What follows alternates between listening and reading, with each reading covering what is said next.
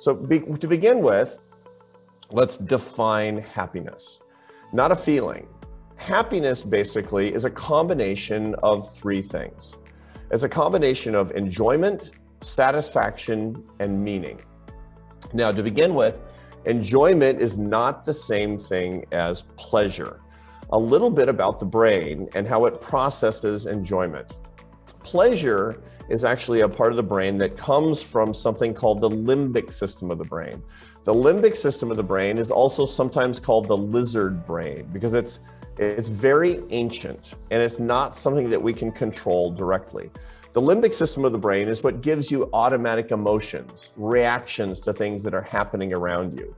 So when you're suddenly frightened by a loud sound, that's your amygdala, which is part of your limbic system that's illuminating in response to an outside stimulus. That's how the limbic system works. The limbic system also gives you basic pleasure in the form of positive basic emotions of joy and love. And when you get a thrill, when you sit on a roller coaster, when you do something fun, when you drink a little bit of alcohol, that's your limbic system reacting and giving you pleasure. Elevation that we bring to our pleasure is what comes from a concept in English called metacognition, in which we are conscious of our pleasure and we actually turn it into a source of enjoyment. Now, consciousness is processed in a part of the brain called the prefrontal cortex.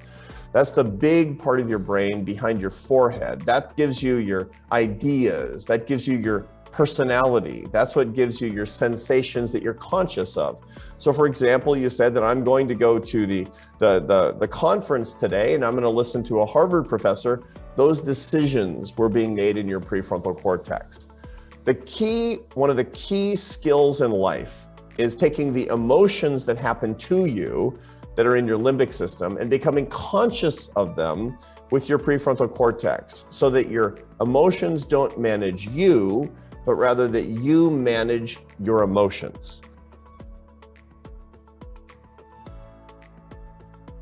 How to achieve satisfaction.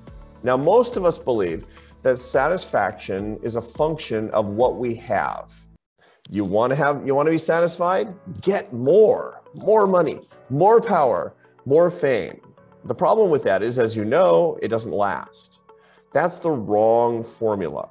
The right formula for satisfaction is remembering that it's what you have divided by what you want.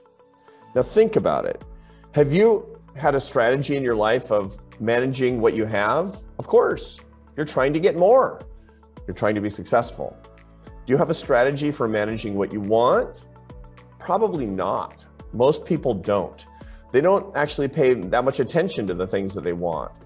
But if this is your satisfaction formula, haves divided by wants, you know that if the denominator of your satisfaction equation increases, your satisfaction will actually fall. And this is what we find in the research. The most frustrated people who have a lot, the reason is because they want even more. And you can't keep up with your wants. They sprawl like suburbs, not paying attention to them.